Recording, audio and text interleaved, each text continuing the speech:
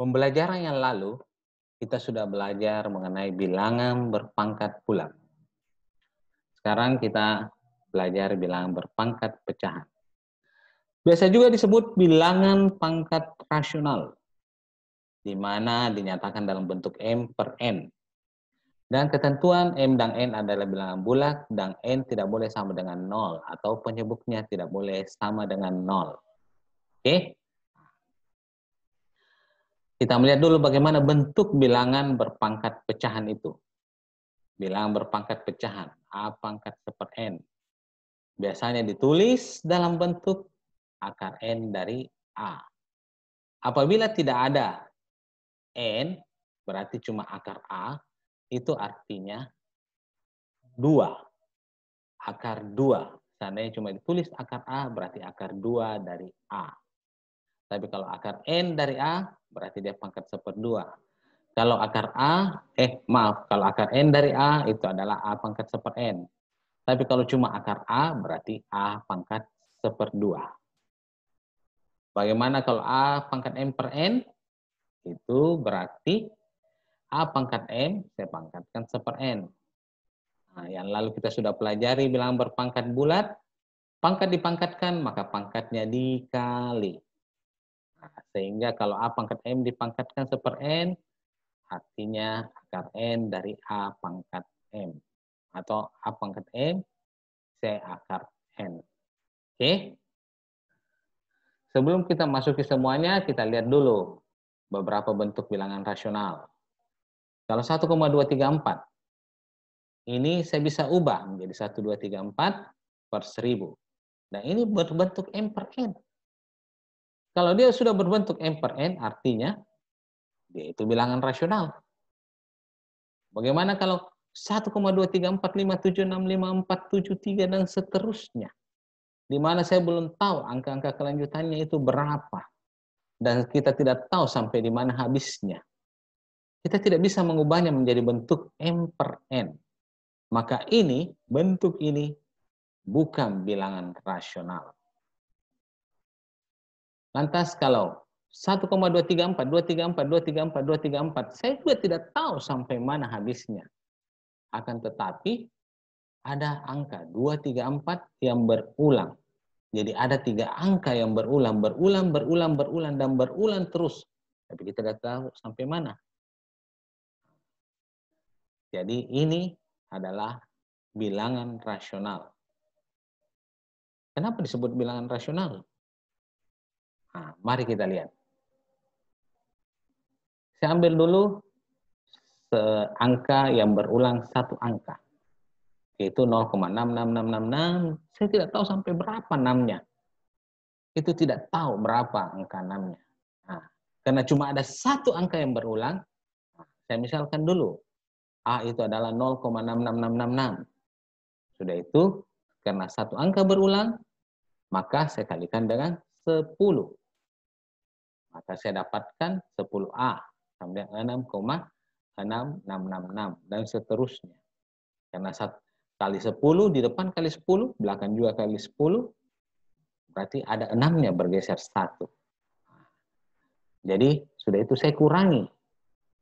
Karena di belakang koma sama, 66666, seterusnya, atas dan bawah, maka saya bisa kurangi, berarti dia 0.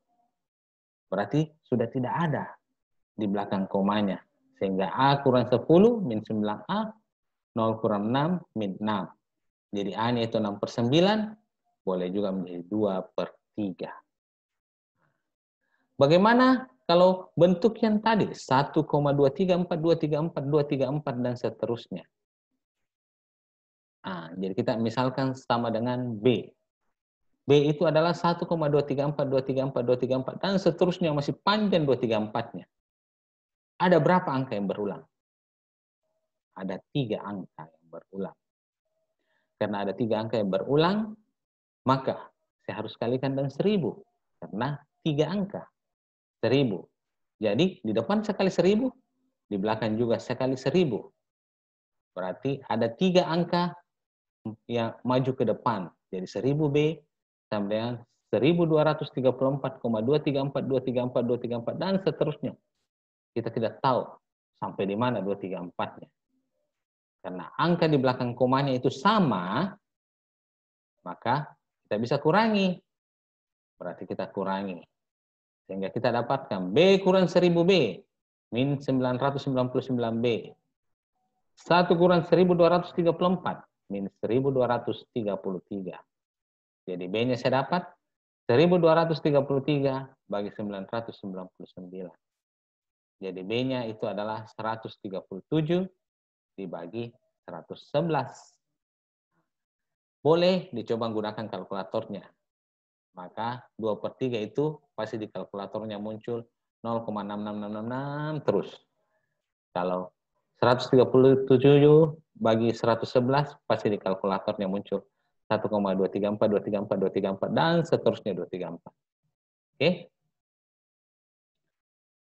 Nah, mari saya kasih contoh. Sederhanakan bentuk akar 32 tambah 5 akar 2 kurang akar 72. Jadi, saya uraikan 32-nya. 32-nya itu adalah 2 pangkat 5. 2 pangkat 5 itu ganjil. Tadi saya sudah katakan bahwa kalau akar tanpa ditulis akar berapa, maka dia itu adalah pangkat setengah. Supaya pangkatnya bisa kita selesaikan, maka pangkat setengah itu harus saya kalikan dengan bilangan genap. Maka 2 pangkat 5 itu saya uraikan menjadi 2 pangkat 4 kali 2 pangkat 1. Kalau 72, itu adalah 2 pangkat 3 kali 3 pangkat 2. Berarti 72 itu 2 pangkat 2 kali 2 pangkat 1 kali 3 pangkat 2.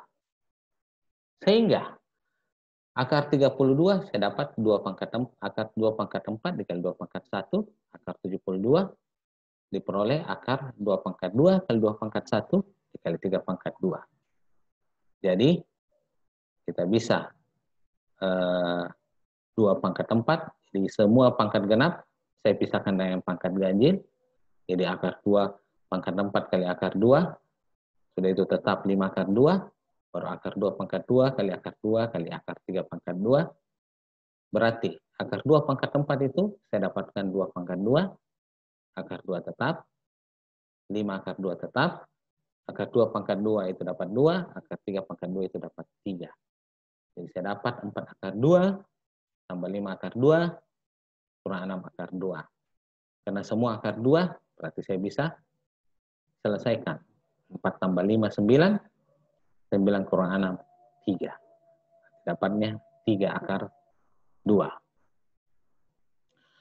Ini kalau saya tuliskan dalam bentuk akar. Bagaimana kalau saya tuliskan dalam bentuk pangkat pecahan? Berarti, nah, saya pisahkan 2 pangkat 4 kali 2 pangkat 1. Sudah itu saya pangkat setengah. 5 akar 2 itu saya ubah menjadi 5 kali 2 pangkat setengah. Akar 72 saya ubah menjadi 2 pangkat 2 kali 2 pangkat 1 kali 3 pangkat 2 dipangkatkan setengah. Saya pisahkan yang pangkat genap dan pangkat ganjil, baru saya pangkatkan setengah. Nah, berarti 2 pangkat 4 saya pangkatkan setengah. Karena pangkat dipangkatkan, maka pangkatnya dikali, berarti 1 kali setengah itu adalah setengah. 5 kali 2 pangkat setengah tetap. Nah, 2 pangkat 2 saya pangkatkan 1/2. 3 pangkat 2 saya pangkatkan 1/2. Nah, baru 2 pangkat 1/2. Pangkat dipangkatkan itu berarti pangkatnya dikalikan. Berarti 4 kali setengah. 2 pangkat 2. 2 pangkat 2 kali setengah. Berarti 2 kali setengah 1. 3 pangkat 2 kali setengah. 2 kali setengah 1. Berarti 2 kali 3. Oke. Berarti dapat semuanya mempunyai unsur 2 pangkat setengah. Berarti bisa dijumlahkan. 4 tambah 5, 9. 9 kurang 6, 3. Berarti kita dapat 3 kali 2 pangkat setengah. 2 pangkat setengah itu berarti akar 2. Berarti 3 akar 2. Kalau mau gunakan yang di depan boleh, gunakan yang di belakang boleh. Contoh pertama ini saya urutkan satu demi satu supaya jelas. Oke, jadi saya urutkan. Nah, jadi kalau sudah bisa langsung sampai di baris kedua atau langsung di baris ketiga, boleh langsung. Oke? Nah, sudah itu kita lanjut ke contoh berikutnya. Contoh kedua. Bagaimana kalau akar 3? Pangkat 81 ditambah akar 3 dari 648. Nah, berarti saya uraikan dulu. 81 itu adalah 3 pangkat 4. Nah, tapi karena dia akar 3, berarti dia pangkat sepertiga. Sehingga 3 pangkat 4 ini saya harus uraikan. Berarti ada satu pangkatnya yang saya bisa kali sepertiga. Maka 81 itu saya uraikan menjadi 3 pangkat 3 kali 3 pangkat 1. Nah, kalau 648, berarti 6 pangkat 3 kali 3 pangkat 1. 3 pangkat 1 saya sudah tidak bisa uraikan lagi. Nah, jadi 81 saya ubah menjadi 3 pangkat 3 kali 3 pangkat 1. 648 menjadi 6 pangkat 3 kali 3 pangkat 1. Jadi kalau contoh pertama saya uraikan satu demi satu, ini saya langsung saja ya. Jadi akar 3 dari 3 pangkat 3 itu 3. Akar 3 dari 6 pangkat 3 itu 6. Sehingga sama-sama ada unsur akar 3 dari 3. Jadi 3 tambah 6 itu adalah 9. Sehingga jawaban dari akar 3 dari 81 ditambah akar 3 dari 648 itu adalah 9 dikali akar 3 dari 3. Jadi kalau nomor satunya itu saya uraikan satu demi satu, nomor duanya ini saya langsung